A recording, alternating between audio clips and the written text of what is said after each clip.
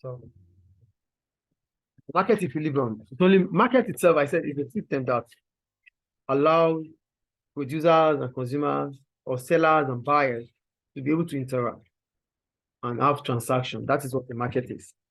So when the market is at equilibrium, it means the market is clear. And what does a clearing price mean? It means that the price at which producers are willing to sell is the same price consumers are willing to buy. That means the quantity demanded for a product is equal to the quantity supplied.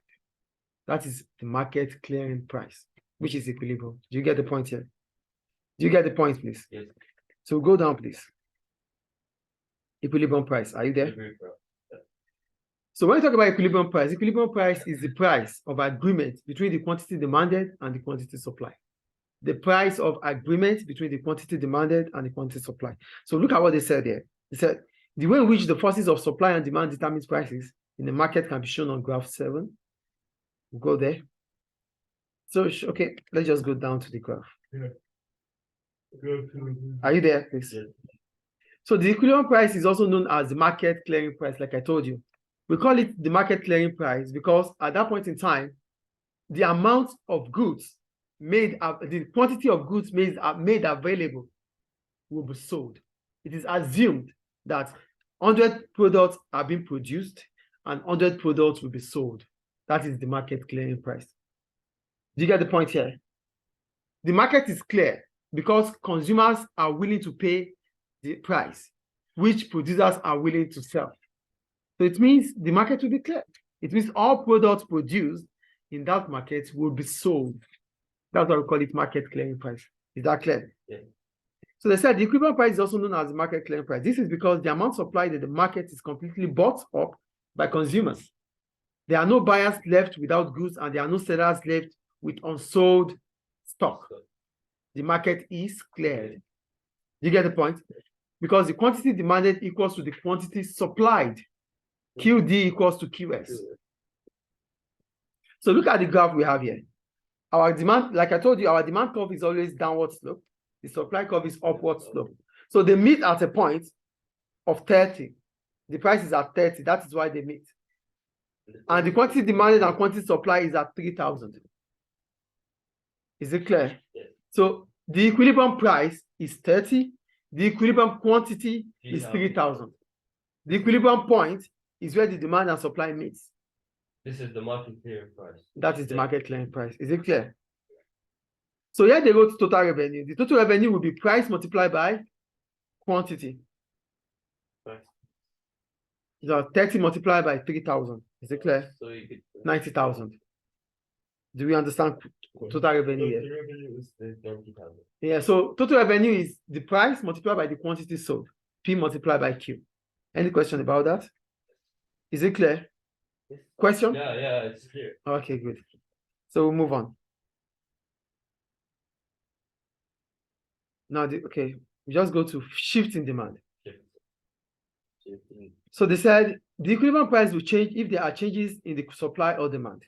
If demand increases, price will rise because the quantity demand, if demand increases, firms price will rise. Why? Because at that point in time, suppliers would want to maximize profits. Oh, yeah. The demand is increasing from your own side. I know that. Do you get the point here? So at that point in time, the quantity, the price will increase from P1 to P2. Do you get it? What happens first? The quantity demanded increases from Q1 to Q2. P1 P2 and then D1 to P2. Do you get the point? Something has happened here. Price is going to change.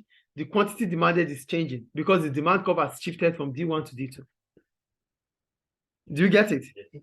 Let's say an increase in demand of a product will shift the demand curve rightward from D1 to D2. And to get equilibrium at that point, it has to be that the quantity demanded increases from Q1 to Q2. So the equilibrium price will have to rise. We're going to have a new equilibrium at P2. Listen, please. Yes. The price is at P1. Yes. Normally. But the quantity demanded has increased from D1 to D2. That means we need to have a new equilibrium. With shifting quantity from Q1 to Q2. Then the equilibrium price will rise from P1 to P2. Do you get it? Yes. So we're having new equilibrium at P2. It has expanded. It has increased. Increased in Is it clear? Increased. Is it clear? That is shift in demand. yes, yeah. Shift in demand will lead to what? And if a shift in demand will change the equilibrium price. That is the point we're going here. A shift in demand will change the equilibrium price. If the demand is falling, the quantity demanded will fall. The price will fall from P2 to P1.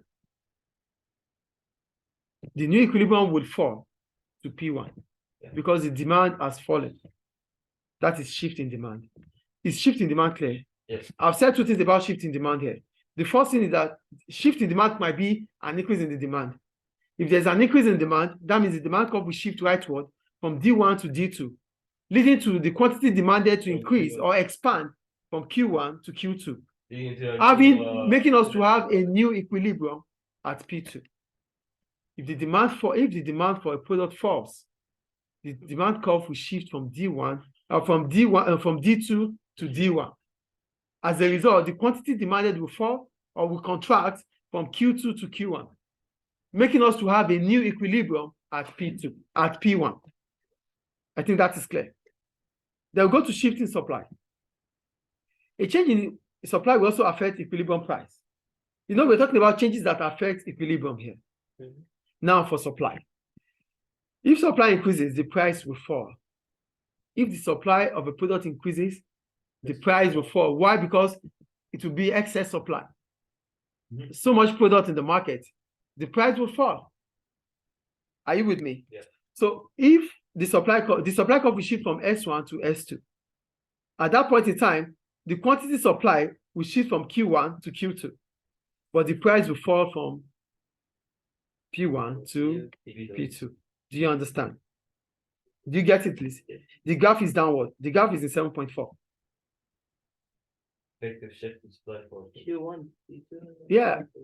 Supply has increased from S1 to S2. That will make the quantity supplied in the market to increase from Q1 to Q2. Then the price will fall Yes. from P1 to P2. Is it clear? Yes. Then we have shift in supply and demand at the same time. Both. Yeah. So if there's a shift in demand and supply, D2 will give us S2 and P2. So let's check. It says it is possible for both supply and demand to change at the same time in the market. So demand might increase and supply decrease at the same time. If demand increases and supply decreases at the same time, the price will what? The price, the original equilibrium price would what? Decrease. But this is confusing. The original equilibrium price is P1, where S1 is equals to D1. Increase. An increase in the demand will represent a shift to the right for demand, D1 to D2. A fall in supply will mean from S2 to S1. So they move together. Shift and increasing. Yes. Okay. But what will happen to price? Price will increase Yes. from P1 to P2. The quantity will shift. Yeah. Increasing. If demand increases from D1 to D2, at the same time supplies fall from S1 to S2, the price will increase from P1 to P2. Is it clear or not? Not really. Yes. So here, in this example, if Yes. supply decreases from S1 to S2, the price will increase from P1 to P2.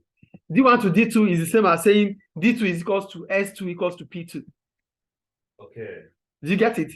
Demand increases to S2. Okay. Supply falls to S2. The price will rise to P2. So D2 equals to S2 plus equals to P2. D2 equals to S2 equals to P2. Do you get it or not? Yes. Listen, please. Listen, if demand increases from D1 to D2, supply reduces at the same time, supply decreases from S1 to S2. D2 equals to S2. Okay, and then D1 price will what? Will rise from P1 to P2. Okay. Because demand has increased, while supply falls, price will rise because there's excess demand. Okay. Is it clear now? So D2 equals to S2 equals to D2. Yes. So we have excess of demand. What is excess demand? Excess demand will occur when the equilibrium price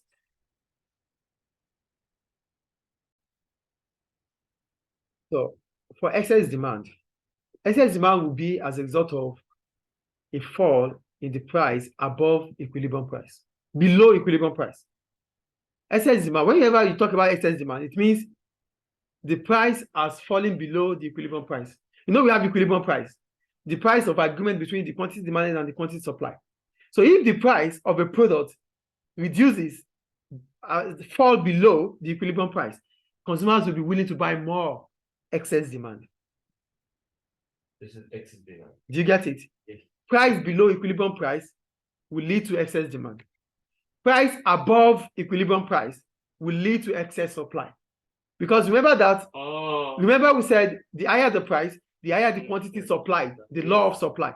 The lower the price, the lower the quantity demanded, law of demand. Now, if the price is falling below the market price, consumers will be willing to buy more because at that point in time, they'll be able to maximize consumption. So there will be shortages in the demand. When there's Yeah. demand. Yeah, it will be shortage because firms will not be willing to supply at that point in time. Do you get excess demand there? Yeah. Excess demand means demand is more than supply. And the only situation that will warrant demand to be more than supply is when the price is below the equilibrium price. Yes. Is it clear? And when the price is above the equilibrium price, Excess supply. So we have the graph in figure 7.7. Do you see it now? The equilibrium price is set at 60. Yes or no? A price below the equilibrium price at 40 will lead to excess demand. A price above the equilibrium price at 80 will lead to excess supply. Clear? Now, when you have to remove excess supply and excess demand, if you have to remove excess supply, what do you have to do? You increase the price. And increasing supply. When you have to remove excess supply, what do you have to do? You increase price. Increase price, yeah. Yes. When you have to remove excess demand, Increase you increase uh you increase price. When you have to remove excess demand, You increase increase the price. supply to increase the both increasing the Excess amount. supply, you decrease the price. Excess demand, you increase the price above the equilibrium. Increase the if you want to demand. reduce, listen, for removing excess demand and supply, what do you have to do? For demand, you For supply decreasing this price. لا, it's opposite. Excess demand, excess supply. Excess supply, supply, you yes. decrease the You price. reduce the price. Decrease. Yes. Okay. Why? Because at that point in time, increase. yes. Okay. انت عندك ضعف فضة في السوق. تبي تخلص- Please English, please English. Yeah, I'll make it. He'll understand. I فهمتها أنا. فهمها. He got the point. Okay, because there's excess supply because consumers are not willing to buy. And if you want consumers to buy, you reduce the price. You reduce the price for excess supply. To remove excess supply, you reduce the price. To reduce,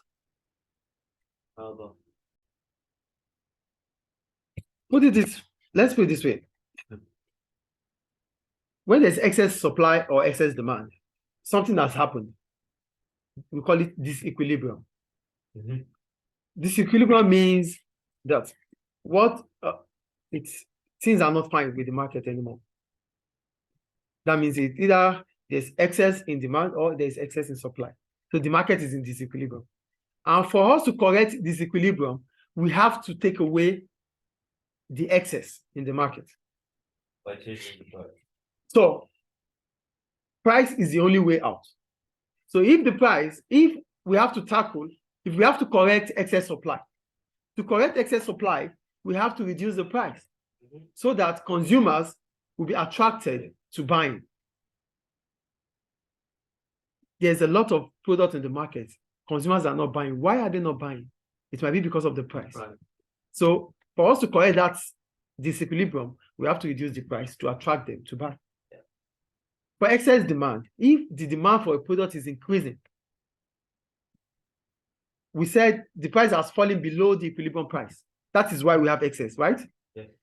If the price has fallen below the equilibrium price, for us to correct such disequilibrium, we have to set the price back to the equilibrium or above the equilibrium. At that point in time, consumers will not be willing to buy. So demand will decrease. Demand will decrease. So disequilibrium will be solved. Is it clear? Any question about that? Any question? Now we have the questions.